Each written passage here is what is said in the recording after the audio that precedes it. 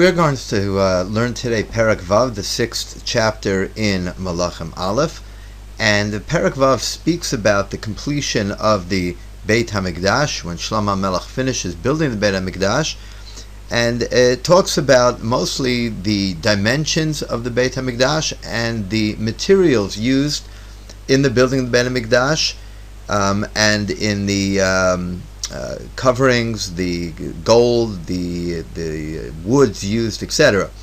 What we're going to focus on is actually those two things. Number one, the dimensions, also some of the descriptions of the material, one word in particular, which we'll get to, and both of them will lead us to extremely interesting Divrei Chazal. The first thing we're going to look at is just beginning, the Navi begins by telling you when Shlomo built the Beit HaMikdash. It tells Vayihi, and it was Bishmonim Shana, 80 years, Va'arba Ma'od Shana, and 400, which makes 480 years.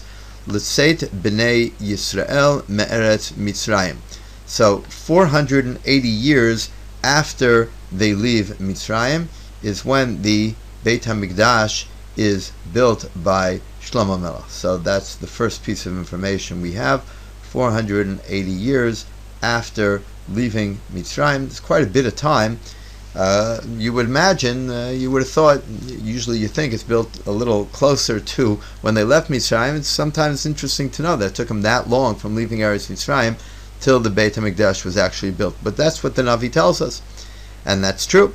And then it continues and it tells us, Bashana HaRevi'it, in the 4th year. Now you say the 4th year, I thought it was the 480th year. So what do you mean the 4th year? You got to go a little just to the end of this pasuk, and it says Limloch Shlomo al Yisrael. Limloch, from when he was the king, Melech, Limloch Shlomo al Yisrael. So it's the 480th year from leaving Mitzrayim, but it's actually the 4th year of Shlomo's reign. Okay, so 480 years after they leave Mitzrayim, the 4th year of his reign. I'm exactly sure how you spell reign. R-E, I know it's not R-A-I-N, R-E-I, I think it's G-N. You guys can look that up. The 4th year of his reign. Let's not leave that up too long because I don't remember how to spell it, so we'll just erase it and you guys look up how it's spelled. Okay, so the 4th year of when he started to be king. We'll leave out the word reign. Okay, very good. And then it tells us something interesting. It tells us, okay, 480 years after they leave Mitzrayim, 4th year of his reign. And then it says, Bechodesh Ziv, Hu HaChodesh Hasheni. Interesting piece of information here. Bechodesh Ziv. So it tells us something about the month. Hu HaChodesh Hasheni, it is the 2nd month. So if we come back here, interesting. So it's telling us that this is going on in Chodesh Ziv, Hu HaChodesh Hasheni. Okay, so we're going to stop here for a second and discuss this, because we know if it's Ziv and it's the Chodesh Hasheni, we know Nisan is the 1st month. 2nd month would then be, those of you who guessed Iyar are correct. Okay, so you have Chodesh Iyar. Now Chodesh Iyar is the month we know the name as. Ziv is an interesting name used in Tanakh. Now, interesting actually that the months as we know them, Nisan, Iyar, etc., are actually never used in Tanakh. And the terms used almost everywhere in Tanakh is just the number of the month. So you know you have the 2nd month, as it says here itself, Chodesh Hasheni. But here the Navi decides to throw in the name and use sometimes, and that is Chodesh Ziv. Not in the Torah, but in Navi sometimes it is used, this term of Ziv. Now why was Ziv and Iyar? What did they match it all? Well, maybe yes and maybe no. And why use this term here? So let's discuss it for a second. The term Ziv in Hebrew, you could use sometimes, it's used as Ziv Panav, and it translates as the English word would be radiance. So the radiance of his face would be Ziv Panav. And so here you have the term Ziv means the month that is radiant. Possibly, if you want to connect it to Iyar, maybe we could take the word Iyar and see in the word Iyar also the Hebrew word of Or, which is light. Okay? So is there a connection between the Ziv and the radiance, and the word iyar or or. Iyar is more of a Aramaic word, Hebrew or, meaning light and radiance, so they possibly do very much connect. Very possibly, Iyar is when the sun started shining. It's more of the summer. The winter months have ended. Nisan, still you get some rain, a little bit. Ziv already is all sunshine, could be the radiance of the sun, could have a deeper meaning. It's the time during Sfira, the time when we start to count towards Kabbalat Torah. We start, of course, in the middle of Nisan. The month of Iyar, of Ziv, is completely the time when we're focused on the counting towards Kabbalat Torah. Possibly that's why it gets the word of radiance. Okay, very, very interesting. Back to where we were in the pasuk. So in the second month, Chodesh Ziv, 480 years from when they left Mitzrayim, the 4th year of Shlomo's reign. We have all the information we need. Let's continue. The Navi then tells us something about the house that Shlomo built, the Beit HaMikdash, and it says, number one, it says, Vayiven Habayit, and he builds the house, La Hashem. He builds it L'Shem Hashem. And this is something we've discussed in the past, that the Bayit, the house, had to be built L'Shem Hashem. It had to be built Lishma, had to be built with nothing else in mind but that we wanted it to be L'Shem Hashem, for the purpose of Hashem.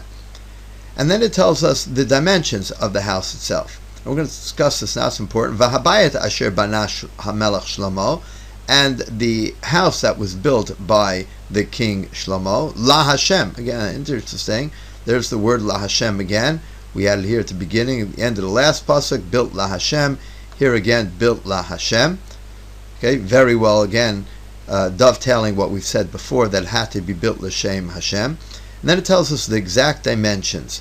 It says Shishim Ama Arko. It was 60 Ama. Arko is the orech, the length of the house. Ve'esrim Rachbo, and it was 20 Ama was the Rachav, it was the width. Ushloshim Ama Kamato, and 30 Ama was its height. So if we were to try to draw the dimensions over here of the Beit HaMikdash itself, so what we'd get to is that it had a sort of a rectangular shape, I guess, is what we would say. And we would start with trying to draw a rectangle. And we'll get there. Okay. There we go. And a little further down. And we have our rectangle. Okay, cool. And we know, again, it was therefore 60 Amma was the length. And as we said in the pasuk, and it had 20 Amma as its width. Okay? And the height was 30 Amma high. I can't draw height. You guys just don't remember that one. So 60 long and 20 wide. Okay? So that was the dimensions of the Beit HaMikdash, of the building itself. We're going to discuss in a couple of moments what this means, the building itself. Let's go back to the pasuk. Okay? And then it tells me that ve'ha'ulam al penei heichal habayit esrim ama arko, and there was an ulam, which was, I guess, like an entrance room, al penei heichal habayit esrim ama arko. So if we go back to our picture here, this wasn't the whole bayit. We also had a ulam here, okay, and that ulam was back in the pasuk esrim ama arko al penei Rochav Habayit, on the Rochav Habayit, which means, as we drew here, the entire width of the house, which we know was 20 Amma, so therefore this Ulam was also 20 Amma. And then it tells us Eser Ba'ama Rachabo, and it was itself 10 Amma in width, Al Pnei Habayit, on the entire expanse of the Beit HaMikdash. So here what we have is this itself was another 10 Amma here.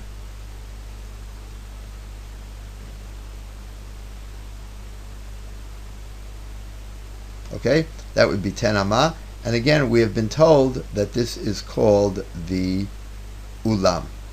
Okay, so it's sort of like, I guess, an entrance hall into the Beit HaMikdash. And of course, Here actually you would have your entrance, and here's the ulam. As we'll see in a moment, we'll get to this, is that the area here, this larger area, is going to be called the heichal. And these are terms you must remember. The heichal, that's the larger area. That's this area here. And we're going to discuss in a moment the area back here. Okay? So we'll get to that in 1 second. But first let's go back to our pasuk. Alright? And so we know the ulam was the word here. The ulam is al pnei heichal habayit. It was 20 amot wide and 10 amot long over here. Okay? And we're going to skip for a moment the pasuk Zayin, which is going to tell us something about it, and we're going to just go right here to pasuk Tet Zayin, and it's going to tell us here, Vayiven et esrim ama miyarketei habayit, and he builds another 20 ama towards the yarketei habayit, which was from the floor of the bayit, bitsalot arazim, in the salot arazim. Okay, salot arazim are beams of cedar, salot arazim, min hakarka, from the ground, ad hakirot, until the walls. Vayiven lo, and he builds mi bayit lidvir lekodesh hakodashim. And this is going to be the third part which will interest us, and that is that this area in the back here is, we now know, is going to be also 20 amot wide, and it's also going to be 20 amot in length. So it would be square. I hope that's good enough. And as we've just been told, this area here is going to be known as the Kodesh HaKodashim. Not going to fit it in there. Okay? And this will be 20 by 20. So this area here is going to be 20. Of course, for the Heichal, that then leaves us 40. So the Heichal and the Kacheh Kachim together are the 60 we talk about here, and 10 more for the Ulam. So before we finish off the lesson, these are three terms that you must know. The first term is the Ulam, the, so to speak, the entrance chamber to the Beit HaMikdash. The second, the larger area, which was 40 by 20, is the Heichal. In the Heichal is where you're going to have the menorah, and you're going to have the shulchan, and you're going to have the Mizbeach HaKetoret. All of those are in the Heichal. And the third, all the way inside, which was an area of 20 by 20, and that is the area of the Kodesh HaKodashim, the Holy of Holies. And as many of you know, here you had the Aron HaKodesh with the Kruvim, which we're going to talk about in the next lesson. Okay, so that gives us the dimensions, what we need to know about the Beit HaMikdash, the Kodesh HaKodashim, the Heichal, and the Ulam. Three terms which you must remember. Okay, one more thing before we go on is we're going to go back to the Pasuk before we discuss the Kacheh Kachim. Quickly back to Pasuk Zayin, which will be the last Pasuk we'll do. It tells us V'abayit bihi banato, and the bayit in its building was Even Shlema, was full quarried masa. It says Even Masa, Even Shlema Masa, and that's going to be very important. Nivna, it was built. So it was built from full stones. We'll talk about that later. Umakavot v'har garzen, and hammers and chisels. Kol kli barzel, any type of metal kli barzel. Lo nishma, was not heard babayit, in the house, bihi banoto, as it was being built. So these are the pasuk is going to be important to us in telling us that while the house, the Beit HaMikdash, was built, they were built with, as we said, Even Shlema Masa, full quarried stones, and no metal, whether it be a hammer or a chisel, was ever used, was ever heard, means was never heard or used in the Beit HaMikdash as it was being built. And that will lead us in our next lesson to our first musag. Why is this important to tell us?